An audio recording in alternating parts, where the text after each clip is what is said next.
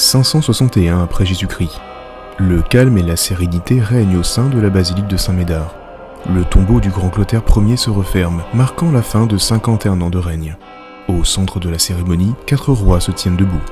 Ces rois sont les enfants de Clotaire Ier, dont les épaules portent désormais le destin du grand royaume franc. Comme à la mort de Clovis Ier, le royaume est à nouveau divisé entre les 4 héritiers. Charibert, l'aîné, reçoit le royaume de Paris, l'Aquitaine et la Provence. Gontran hérite du royaume de Bourgogne. Sigebert, dont le prénom fait référence au roi de Cologne vaincu par Clovis, reçoit l'Austrasie et l'Auvergne. Et enfin, Chilpéric, fils d'Arégonde, n'est que le demi-frère des 3 autres et reçoit le royaume de Neustrie, une part dérisoire en comparaison de celle de ses frères. Par ce partage, les graines de la discorde sont semées, et très rapidement, les conséquences enflamment les relations entre les héritiers de Clotaire. Chilpéric, qui possède un trésor important hérité de son père, lève une armée afin d'occuper Paris. Mais ses demi-frères s'unissent afin de l'arrêter et le forcer à respecter les dernières volontés de leur père. Refusant de se soumettre, Chilpéric envahit le royaume de Gontran. Cependant, l'alliance des fils d'Ingonde le dissuade de continuer son méfait. L'agression de Chilpéric n'est qu'un prélude à un bain de sang que le royaume franc n'a jamais connu jusqu'alors. Les rois sont assis sur un immense bûcher, et il ne manque plus que l'étincelle qui enflammera le royaume à la fleur de lys.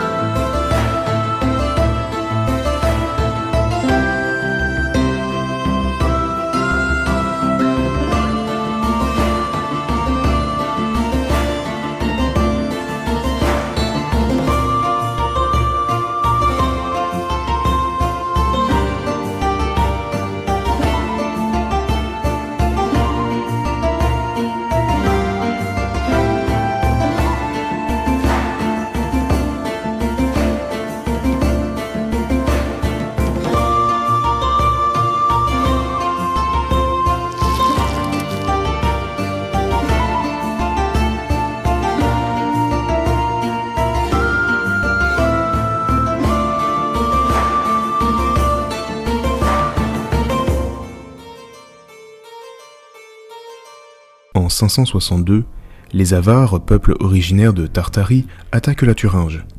Tandis que Sigebert repousse l'envahisseur, Chilpéric, en roi fourbe, prend d'assaut la ville de Reims. Cependant, Sigebert riposte, et le frère turbulent est repoussé dans ses terres. Mais la méfiance envers Chilpéric n'est que plus grande, car il est évident désormais qu'il fera tout pour agrandir son royaume et laver l'affront qu'il estime avoir subi lors de l'héritage. Chilpéric se doit d'augmenter sa force militaire face à ses frères qui sont déterminés à bloquer ses désirs d'expansion. À cette fin, il épouse en 566 Galsvinte, la fille du roi wisigoth Athanagild. Possédant quelques terres en Aquitaine, Chilpéric peut ainsi s'assurer une alliance ou du moins la neutralité du royaume wisigoth en cas de conflit avec son frère Sigebert. Mais Chilpéric ignore que son idée a également été celle de son frère rival. En effet, Sigebert épouse à son tour une fille d'Athanagild, dénommée Brunhaut, la petite sœur de Galsvinte. Pour les 2 frères, cette alliance devient inutile, mais pour Athanagild, ces 2 alliances franques sont une aubaine, car cela lui permet de contrer aisément la menace byzantine. Cependant, un événement bouleverse les rapports de force au sein du royaume franc. Le 5 mars 567, Charibert quitte ce monde sans laisser une empreinte glorieuse. Il eut une vie de luxure et marquée par le désespoir de ne pas avoir de fils héritier. Ainsi, sa mort n'est qu'une opportunité pour ses frères de se partager son royaume. Paris, étant la capitale du royaume, est divisée équitablement et proclamée capitale commune. Chilpéric, plus puissant de par l'héritage de nouvelles terres, agite le spectre de la guerre civile. Sigebert hérite également d'une partie de l'Aquitaine, faisant craindre un embrasement de la région, car les deux frères se font face avec Gontran comme seul médiateur. Plusieurs mois après leur mariage, la relation entre Chilpéric et sa femme Galsvinthe ne fait que se ternir de jour en jour. En effet, sans réussite à mettre au monde un héritier, le roi commence à fréquenter une servante répondant au nom de Frédégonde. Née vers 545, elle était au service de la reine Haudevert, première épouse de Chilpéric. Mais Frédégonde n'est pas une servante comme les autres, car elle maîtrise les rouages de la politique et de la séduction.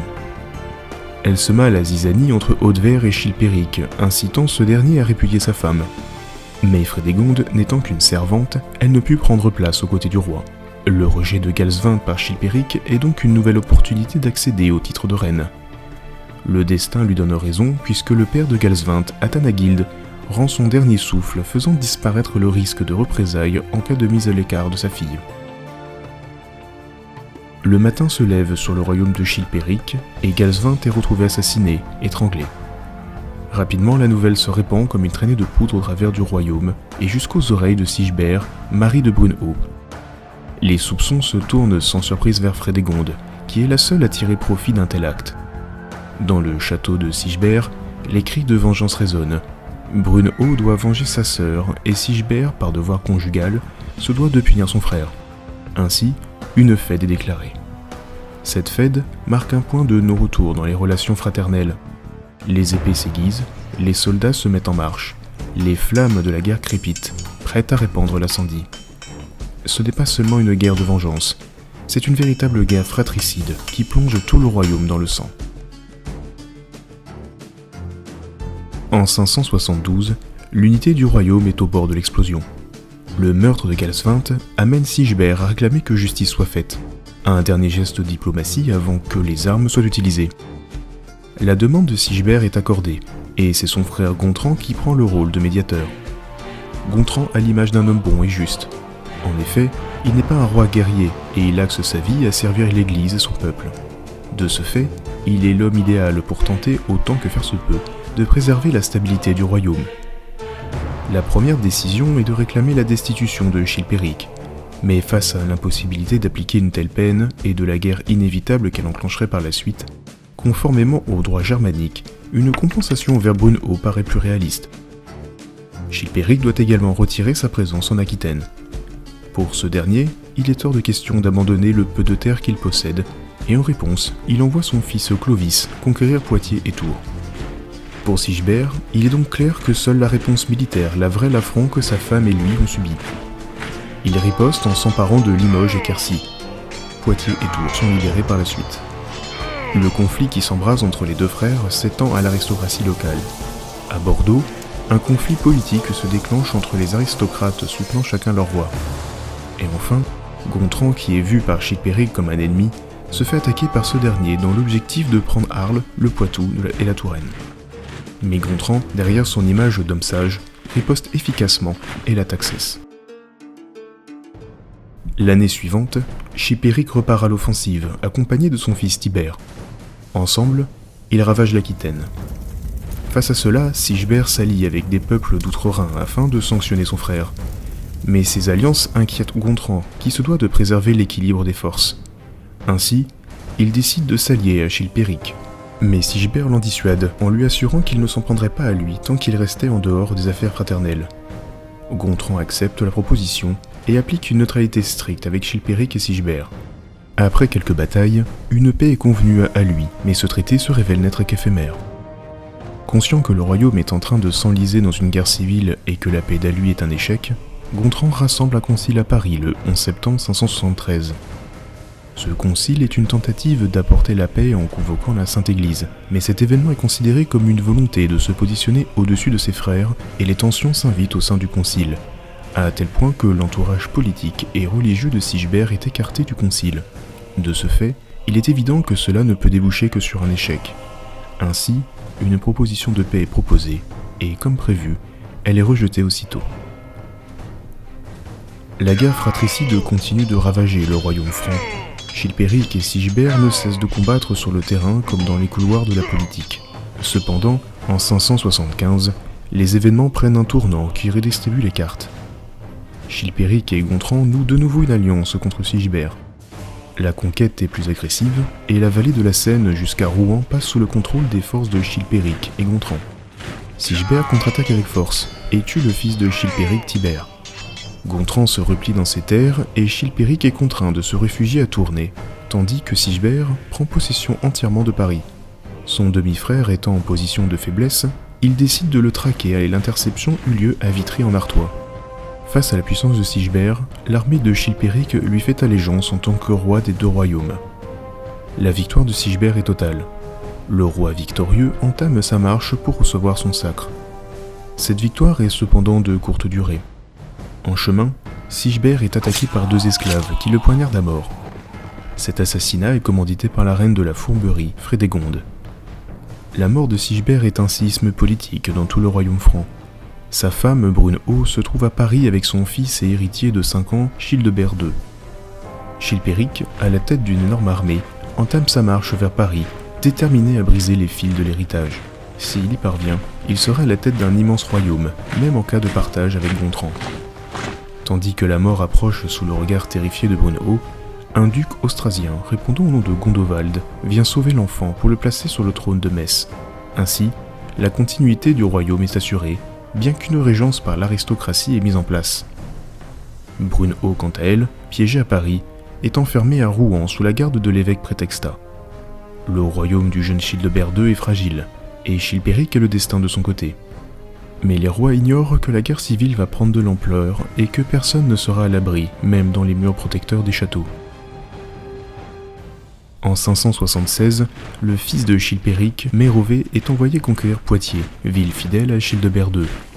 Cependant, Mérové décide de s'émanciper de son père, et il fait ainsi une escale à Rouen. Une escale stratégique puisqu'en ses murs, Rouen abrite sa tante par alliance, Brunehaut. Il se présente à elle afin de la demander en mariage. Pour Mérové, cette union lui permet d'obtenir une légitimité sur le trône d'Austrasie et se protéger de sa belle-mère Frédégonde, qui désire placer son fils de sang Samson sur le trône de Neustrie. Pour Brunehaut, cette proposition est inespérée, et une opportunité pour revenir sur le devant de la scène. Bien qu'incestueuse, l'évêque Prétextat bénit cette union, faisant craindre chez Chilpéric une potentielle usurpation du trône. En colère, Chilpéric part chercher son fils rebelle en personne, le séparant de sa nouvelle femme.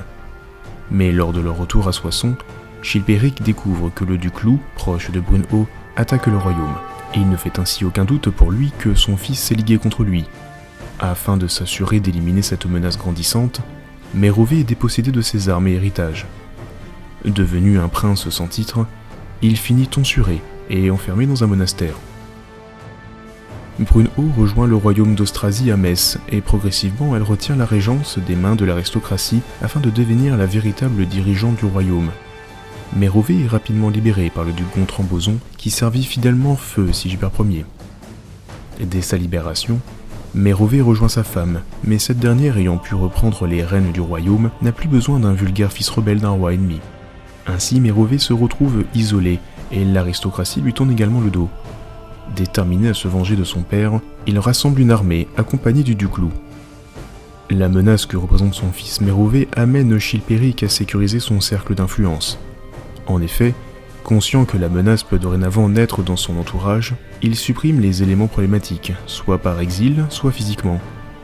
Il organise un concile judiciaire durant lequel l'évêque Prétextat est jugé pour trahison et pour avoir autorisé une union incestueuse. Il finit emprisonné. Mérové reçoit une excellente nouvelle. La ville de Thérouanne s'est ralliée à lui. Un pas supplémentaire dans la conquête du pouvoir. Immédiatement, le prince rebelle prend la route de Thérouanne, mais à son arrivée, ce n'est pas une foule en liesse qui l'attend, mais des hommes armés, des hommes de son père Chilpéric. Ces soldats se font massacrer et Mérové fuit dans un bâtiment sans échappatoire. Face à l'inévitable, il est dit que Mérové s'est suicidé, mais étant donné que l'Église interdit une telle pratique, l'hypothèse d'un assassinat commandité par Frédégonde est plus que probable. Mérové éliminé, Chilpéric massacre le reste de son entourage en les découpant en morceaux. Chilpéric Ier, autrefois en position de faiblesse, est dorénavant en position de force. Cela incite Gontran à adopter Childebert II, le fils de Brunehaut. Pour Gontran, cela permet de sécuriser son royaume, car il ne possède aucun héritier. mais également de contrer l'influence grandissante de son frère. Pour Brunehaut, cela permet de protéger également son royaume grâce à une alliance avec le royaume de Bourgogne. Le royaume de Neustrie est un lieu dans lequel règne la terreur. Chilpéric Ier, convaincu qu'il est seul contre tous, règne d'une main de fer. De 577 à 580, il réaffirme son pouvoir en mettant à genoux l'aristocratie et en massacrant tous ceux qui osent s'opposer à lui, de près ou de loin. Afin de dissuader d'éventuels rebelles, certains suppliciés sont exposés sur les routes. Frédégonde, de son côté, se doit d'assurer la succession de ses enfants. À cette fin, elle fait assassiner Clovis, puis Haudevert elle-même. Basine, la dernière fille en vie et qui pouvait établir des relations diplomatiques, est souillée par le viol et enfermée à jamais dans un monastère à Poitiers. Frédégonde, dans le dos de son mari Chilpéric, élimine ainsi tout obstacle vers son ascension. 581. Le royaume d'Austrasie est confronté à une crise politique. En effet, le régent Gogone décède, laissant la place à une aristocratie favorable à Chilpéric. Grâce à l'évêque Égidius, les deux royaumes entament ainsi un rapprochement, plaçant le jeune Childebert II comme potentiel héritier du royaume de Chilpéric, du fait de l'absence d'héritier. Pour le royaume de Bourgogne, ce pacte est une nouvelle inquiétante qui s'ajoute aux récentes conquêtes de Chilpéric en Aquitaine. Saintes, Angoulême, Périgueux et Agen sont ainsi conquises, sans grande défense de Gontran. L'année suivante, Chilpéric fait mouvement vers le royaume de Bourgogne, au prétexte fallacieux que Gontran serait responsable de la mort de Sigebert. Pendant ce temps, Frédégonde met au monde un héritier répondant au nom de Thierry. Après plusieurs batailles, Gontran met en déroute les forces de Chilpéric. La crise politique au sein du royaume d'Austrasie prend fin, avec la réussite de Brunehaut à mettre à l'écart l'aristocratie du pouvoir. Seule au pouvoir, elle est désormais la reine du royaume de feu son mari Sigebert Ier, stoppant ainsi le rapprochement avec Chilpéric. En 584, c'est le royaume de Chilpéric qui bascule dans une tempête politique. En effet, Thierry, le seul héritier, meurt de dysenterie, faisant planer la main de Brunehaut, qui pourrait récupérer ses terres. Mais cette menace se dissipe aussitôt car Frédégonde met au monde un nouvel héritier. Contrairement à Thierry, ce nouveau fils naît dans le secret le plus total. Chilpéric, redoutant que des complots puissent le viser lui et sa famille, il ne donne ni nom, ni baptême, et quitte aussitôt Paris en direction de Vitry-en-Artois. En parallèle, il essaie de calmer les tensions avec Brunehaut, le temps que son fils puisse être en âge de régner. Mais en septembre, il s'avère que les craintes de Chilpéric soient fondées. En effet, à Chelles, le roi se fait assassiner dans sa villa. À l'annonce de la mort du roi, tout le royaume s'enflamme, l'aristocratie se soulève, les prétentions des autres royaumes se réveillent. Frédégonde est prise de panique et se cache avec son fils au sein de la cathédrale de Paris. Tandis que le chaos se répand, Chilpéric est enterré dans l'église de Saint-Vincent, future église Saint-Germain-des-Prés. 585. La guerre civile fait rage. Le royaume qui a attisé la guerre chez ses voisins est dans une instabilité sans précédent. Frédégonde est dans une situation critique. Cible évidente de l'aristocratie et devant également protéger le jeune prince, elle se doit également de trouver du soutien urgemment. C'est auprès de Gontran qu'elle trouve refuge. Elle demande au roi de Bourgogne d'adopter son fils afin qu'il soit protégé et qu'il puisse apporter la stabilité au royaume car il est l'héritier légitime. Gontran accepte et devant les aristocrates, il adopte le fils de Chilpéric qui répond dorénavant au nom de Clotaire II. Par cette action, l'ordre est rétabli et les cités jurent fidélité à Gontran et Clotaire II. Du fait de son jeune âge, la régence est sans surprise opérée par Frédégonde. Ainsi, celle qui a été autrefois servante est dorénavant reine d'un grand royaume et pouvant faire face à sa rivale de toujours, Brunehaut. Gontran, en aidant Frédégonde, pense pouvoir assurer une stabilité car il est le père adoptif des fils des deux rivales et a ainsi un rôle de médiateur comme il l'a toujours fait. Mais il sous-estime les ambitions de Frédégonde. Lorsqu'il part en guerre en Septimanie contre les Visigoths, Frédégonde profite de son absence pour allier les membres de l'aristocratie autour de son fils Clotaire II. Une guerre d'influence s'enclenche, et bien que Gontran soit fragilisé par sa lourde défaite en Septimanie, il réussit à protéger son royaume, mais la trahison de Frédégonde mène Gontran à définitivement nouer une alliance avec Brunehaut. Le 28 novembre 587, le rapprochement de Brunehaut et Gontran est scellé par le traité d'Andelot. Ce traité consacre la paix perpétuelle entre l'Austrasie et la Bourgogne. Au-delà de la paix, ce traité organise le destin des deux royaumes. En effet, si Gontran ou Childebert II devaient mourir, le roi survivant hériterait des deux royaumes. En 592, le roi Gontran Ier, celui qui a tout fait pour maintenir l'équilibre au sein du royaume franc, s'éteint. En vertu du traité d'Andlau, Childebert II monte sur le trône d'un grand royaume réunifié. À ses côtés trône sa mère, Brunehaut. Avec la mort du dernier fils de Clotaire Ier, deux femmes, deux reines, deux rivales se font face. Chacune régente du royaume de leur fils, elles sont déterminées à battre l'autre. De par cette rivalité, sera désigné le futur roi de l'héritage de Clovis Ier. En 593, Clotaire II devient un chef militaire, tandis que sa mère continue de s'occuper des affaires politiques.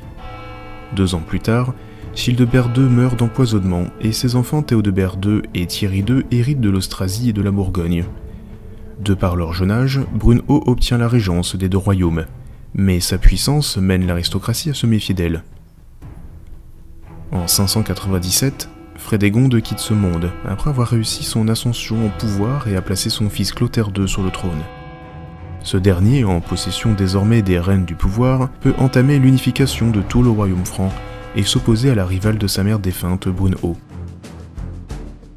En 599, le pouvoir de Brunehaut commence à être contesté. Bien que toute puissante, sa conception romaine du pouvoir ne fait qu'accroître le mécontentement de l'aristocratie. En effet, une conception romaine du pouvoir s'illustre par une centralisation du pouvoir qui nomme les élites régionales et fait fi des réalités politiques locales, attachées à l'inverse aux traditions germaniques liées à la tribu. L'aristocratie d'Austrasie lui tourne ainsi le dos, la forçant à fuir en Bourgogne. Mais ce soulèvement n'est que le début de l'effondrement du pouvoir de Brunehaut. En plus de la rébellion de l'aristocratie, les petits-fils de Brunehaut s'opposent de 610 à 612 pour la possession de l'Alsace.